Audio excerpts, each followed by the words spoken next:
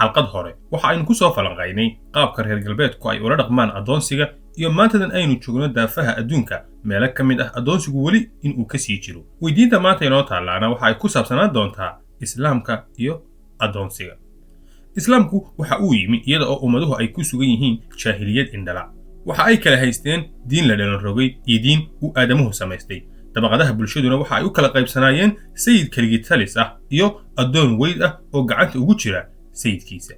carabtii waagaa jirtay si la mid ah ummadihii kale ee ku xeernaa waxa ay lahaayeen addoommo ay gumaysan jireen ilaa laga soo gaadhay soo bixintaanka nebi maxamed nabadgelyo iyo naxariis korkiisa ha ahaatee halkaas oo dadka uu cadaalad ku dhex fidiyey dharoorahooda iyo carruurtoodaba iyada oo cirqi gaar ahi aanu cirqi kale ka sarraynin waxaana dhici karta astaanta taban ee ku lamaan labada eray ee addoon iyo addoon ee ay warbaahintu ay faafiso inay horseedo qofku in uu dhibsado oo uu foolxumo u arko marka lagu dhaho islaamku addoonsiga muu xaaraantinimaynin aragtida taban ee laga qabo islaamku in aanu reebin addoonsiga waxaa sii xoojiyey shubuhaadka addoonsiga iyo islaamka ay ka faafiyeen dadka islaam diidka ah ee diinta weerarka ku ah islaamka iyo addoonsiga basharka intaasun maaha ee islaamku asal ahaanba waxa uu xaaraantinimeeyey qofka xorka ah in la addoonsado ma og tahay nebigu nabadgelyo naxariis korkiisa ha ahaatee inuu si cad u reebay addoonsiga qof xor ah iyo iibintiisaba nebigu nabadgelyo naxariis korkiisa ha ahaatee waxa uu yidhi maalinka qiyaamaha 3 qof aniga ayaa la dagaalami doona saddexdaana waxaa ka mid ah ruux xor ah nin addoon ahaan u iibiyey hantida uu ka dheefayna cunay haddaba su'aasha isweydiinta mudani waxa ay tahay diintu haddii ay halkaa ka taagan tahay addoonsiga sidee ayaa nebiga iyo saxaabadu ay addoommo u lahaayeen weydiinta inta aynaan ka jawaabin ka hor waxa aynu rumaysannahay diinta islaamku inay tahay diintii u dambaysay ee ilaahay uu soo dejiyey shuruucdeeduna waxa ay u kala duwan yihiin hadba sida arrimuhu ay u kala duwan yihiin iyo sida ay ugu kala habboon yihiin dadka diinta loo soo dejiyey iyada oo uu ilaahay uga dhigayo culayska yarayn iyo fududayn waxaa jira arrimo dhowr ah oo kala duwan oo xukunkoodu uu hadba isbedelayay oo arrimo bilowgii nebinimada bannaanaa ayaa gadaal laga xaaraantinimay sida xaaraantinimaynta khamriga waajibinta salaadaha shanta ah iyo cibaadooyinka iyo mucaamalaadka kale ee la midka ah islaamku qaab kale ayuu ula dhaqmay arrinka addoonsiga maxaa yeelay islaamku waxa uu yimi iyada oo addoonsigu uu jiro oo aadamaha oo idil ay muddo dheer ku soo dhaqmaayeen sida awgeed diinta islaamku qaab kala duwan ayay ula dhaqantay dadkii addoonta ahaa markii ay diintu timi al-imaam daahir ibnu caashuur waxa uu yidhi islaamku waxa uu ku dadaalay inuu ka dhabeeyo 2 yool oo maqaasida shareecada ka mid ah fidinta xorriyadda iyo ilaalinta nidaamka caalamka ka jiray wakhtigii diintu ay soo degtay sidaa daraaddeed cawaamisha xorriyadda ayay ku dabooshay ilihii addoonsigu uu ka soo burqanayay si addoonsigu uu u yaraado inta addoonsiga ku jirtana looga furdaamiyo qodobkan waxaa si weyn u faahfaahiyey profesor moxamed qudb oo kaga hadlay dhiganihiisa loo yaqaano shubahaatun xawla alislaam la dagaalanka ilaha addoonsiga islaamku waxa uu qaatay falsafad nuxurkeedu uu yahay cidhiidhi in la geliyo sababaha addoonsiga fidiya dhanka kalena dadka in lagu booriyo xoraynta addoonta sidaa awgeed diintu baab kasta oo ka mid ah baababka kala duwan ee diinta kafaaradeeda waxa ay ka dhigtay addoon la xoreeyo waxaa ka mid ah addoon xoraynta inay diintu ku ladhay 2 tiir oo waaweyn oo ka mid ah tiirarka islaamka meelaha sakada lagu bixiyo mid ka mid ah waxa ay diintu ka dhigtay xoraynta addoonta soonkana nebigu nabadgelyo iyo naxariis korkiisa ha ahaatee xoraynta addoonta waxa uu kafaara gud uga dhigay ninka xaaskiisa u galmooda maalinka ramadaan qofka la dilay diyadiisa waxaa laga dhigay mid ku xidhan xoraynta qof addoona iyada oo looga dan leeyahay dadka in la xasuusiyo qofka la dilay ee noloshiisa la beerdareeyey inay kafaara gud u noqonayso qof kale in nolol loo hibeeyo oo ah addoon xornimadiisa in la siiyo ninka oo ka dhaartay galmada xaaskiisa kafaara gudkeeda addoon in la xoreeyo ayaa laga horraysiiyey soonka iyo quudinta masaakiinta qofka dhaar gaf ah dhaartay diintu waxa ay sintay kafaara gudkeeda inuu addoon xoreeyo iyo in masaakiin baahan uu quudiyo oo uu hu ugu deeqo waxaa intaa dheer goobo kale oo badan oo ka mid ah baababka kala duwan ee diinta fursad kasta oo qof addoon ah lagu xorayn karo diintu way furtay ama ugu yaraan way ku boorisay kafaaraadkaas oo keliya diintu kuma ay koobsanin ee xoraynta addoonka waxa ay ka dhigtay mid ka mid ah cibaadooyinka waaweyn ee ilaahay loogu dhowaado oo nebigu nabadgelyo naxariis korkiisa ha ahaatee waxa uu inoo sheegay in qofka kacbada sharafta leh ku dawaafay uu la ajar yahay qof addoon xoreeyey abaalgudka qofka addoon xoreeyeyna waxa ay diintu ka dhigtay in ilaahay uu naarta ka xoreeyo nebigu nabadgelyo naxariis korkiisa ha ahaatee waxa uu yidhi ruux kasta oo muslim ah oo xoreeya ruux muslim ah xubin kasta oo ka mid ah qofka uu xoreeyey waxa uu ilaahay kaga xoreeya jirkiisa naarta bal ilaahay waxa uu faray qofka addooma leh haddii addoommadiisaasi ay doonaan inay isxoreeyaan oo lacagtii uu ku iibin lahaa ay siiyaan inuu ka aqbalo. ilaahay subxaanahu wa tacaala waxa uu yidhi addoommada gacantiinna ku sugan haddii ay damcaan in ay xoroobaan u fududeeya haddii aad wanaag ka aragtaan waxna ka siiya xoolaha uu ilaahay idinku manaystay. وآتوهم من مال الله الذي آتاكم. intaas uun islaamku kuma koobsanin ee sidoo kale qofka addoommada haysta mas-uuliyad culus ayaa dusha laga saaray waxaana ay diintu ka reebtay waxyeelo jidheed iyo mid nafsadeed inuu gaarsiiyo. nebigu nabadgelye naxariis korkiisa ha ahaatee waxa uu reebay weedha addoon iyo addoon in la adeegsado. waxa uu yidhi nebigu nabadgelye naxariis korkiisa ha ahaatee midkiin yaanu odhanin addoonkayga iyo addoontayda dhammaantiin addoommada ilaahay ayaa tihiin haweenkiin oo idinla waa addoommo ilaahay ee ha yidhaahdo wiilkayga iyo gabadhayda. sidoo kale waxyeello jidheed oo kasta oo loo geysto addoonka ciqaabteeda diintu waxa ay ka dhigtay in la xoreeyo addoonka. nebigu nabadgelye naxariis korkiisa ha ahaatee markii uu soo maray nin saxaabi ah oo garaacaya addoonkiisa waxa uu ku yidhi ogow addoonkan inuu ilaahay kaaga awood badan yahay. kolkaas ayaan idhi ayuu yidhi saxaabigii rasuulkii ilaahayow ilaahay dartii ayaan u xoreeyey. waxa uu nebigu nabadgelye naxariis korkiisa ha ahaatee ugu jawaabay haddii aanad xorayn lahayn naarta ayaa ku leefi lahayd.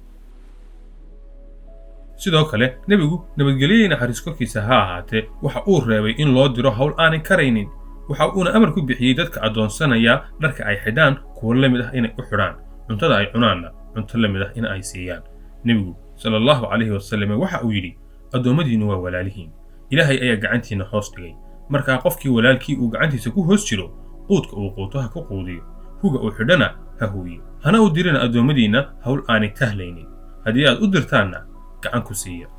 sidaa awgeed saxaabada nebiga nabadgelye naxariis korkiisa ha ahaatee waxaa ka mid ahaa rag iyaga iyo addoommahoodu ay isku dhar xidhnaayeen iyaga oo hadalka nebiga dhaqan gelinaya. wakhti gooban gudihiina malaayiin dad ah ayaa ilaahay dartii loo xoreeyey iyadoo ay sabab u tahay xidhista islaamku uu xidhay ilihii addoonsiga iyo dhiirigelinta xoraynta addoonta uu dhiirigeliyey. sababaha ugu waaweyn ee ka qayb qaatay colaaddii carabtu nebiga ay colaadinaysay waxaa ka mid ahaa in ay fahmeen diintiisu in aanay kala soocaynin madaxda iyo addoontooda iyo kala sarraynta diintu inay ku xidhan tahay sida ilaahay loogu kala cabsi badan yahay ee loogu kala hoggaansan og yahay. sidaa awgeed ma jiro dheeraad carabku uu dheer yahay cajamta aan ka ahayn alla ka cabsiga. ma aha xoolaha iyo masibka ummadda uu qofku kaga sugan yahay sida carabtii hore iyo ummadihii horeba ay dadka ula dhaqmi jireen dadkana ay u kala qaybin jireen. sababta awgeed ayuu u yidhi sheekh moxamed alghazaali islaamku waxa uu yimi addoonsiga oo shaacsana ah. sidaa awgeed si uu u soo afjaro addoonsiga waxa uu ballaariyey dhabooyinka xoraynta. bal taariikhda muslimiintu waxa ay la circiiraysaa aqoon-yahano iyo madax iyaga ama waalidkood ay addoommo ahaayeen. taasina kamay hor istaagin in ay aqoon bartaan ama dadka ay hoggaamiyaan. addoonsiga oo daafaha adduunka oo idil shaacsane ka ahaa bari iyo galbeedba awgeed ayuu islaamku ula dhaqmay qaabka aan tooska ahayn ee horseedayey basharka in la xoreeyo. sayidka addoonka addoonsanayana lagu dhiirigeliyo addoonkiisa si laab xaadhan inuu u xoreeyo isagoo ajarka ilaahay naawilaya. dhabbadaasina ma aha dhabba ugub ah oo islaamku aanu horay u marin oo nebigu sala allahu calayhi wasallam in badan ayuu ka tegey falal uu jeclaa inuu sameeyo isaga oo diidaya in ay dadka culays ku noqoto ama cabsi uu ka cabsaday diinta inay ka shakiyaan soo gelista diinta ay ku cusub yihiin awgeed. maxay diintu addoonsiga gebi ahaantiiba ay u mamnuuci weyn? weydiintan oo ah maxay tahay sababta islaamku u oggolaaday maxaabiista dagaalka ee muslimiinta u soo gacan gasha in la addoonsado waxaa jira dhowr warcelinood oo weydiinta laga bixiyey. waxaa ka mid ah warcelinta doctor moxamed saliim alcawa oo yidhi addoonsiga waxaa loo mamnuuci waayey sababtoo ah ummadaha kale ee dagaalka nagula jira addoonsiga may joojinin. sidaa awgeed addoonsiga annagu haddii aanu joojinno waxaa meesha ka baxaya hub muhim ah oo ka mid ah hubka cabsigelinta bajinta iyo iska caabinta lala beegsanayo dareenka dagaalyahanada colka kolka ay ku fekeraan in la addoonsan doono haddii ay maxaabiis noqdaan. sida awgeed islaamku wakhtigaa addoonsiga waxa uu u mamnuuci waayey maxaa yeelay addoonsigu waxa uu qayb ka ahaa xeerarka dawliga ah ee dagaalada waagaa jiray. cadowga waagaa jiray waxaa u bannaanay inuu addoonsado ragga muslimiinta ubadkooda iyo dumarkoodaba. sababtaa awgeed lagama maarmaan ayay ahayd sidaas si la mid ah in loola dhaqmo. lagama maarmaan ayaanay ahayd cadow in lagu cabsi geliyo addoonsiga ninka carbeed si walba uu isagala weyn yahay ee uu uga santaagayo. markhaatiga ugu weyn ee arrinkaa maanta aynu u hayno waa qaabka loola dhaqmo maxaabiista ku jirta jeelasha casriga ah iyo jirdilka iyo kadeedka kala duwan ee maxaabiista dagaalku ay la kulmaan. waynu ka wada dherigsannahay sheekooyinka dadkii maxaabiista ahaa ee dagaalkii labaad ee adduunka bal xataa sanadadii dhowrka ahaa ee ina dhaafay dhibaatooyinka la gaadhsiiyey maxaabiista ku xidhan jeelka Guantanamo ayaa tusaale iyo markhaati cadba inoogu filan. waxaa jira qodobo kale oo ay muhiim tahay in aynaan ilduufin, kuwaas oo ah axkaamta islaamku in ay u kala baxaan kuwo sugan oo aan isbedelin iyo kuwo hadba wakhtiga iyo goobta isla bedela. axkaamtana waxaa ka mid ah baababka siyaasadda sharciga ah oo addoonsigu uu soo hoosgelayo. waxa aanay ka mid tahay arrimaha muslimiintu ay u eegayaan wakhtiga ay joogaan iyo hadba waaga ay nool yihiin waxa ku habboon, kumana qasbana in ay isku xidhaan axwaasha wakhti hore oo tegey. taasina waxay ka mid tahay ballaadhnaanta ay ballaaran tahay diintan khaatumada ah ee loo soo dejiyey goob kasta iyo goor kasta in lagu dhaqmo.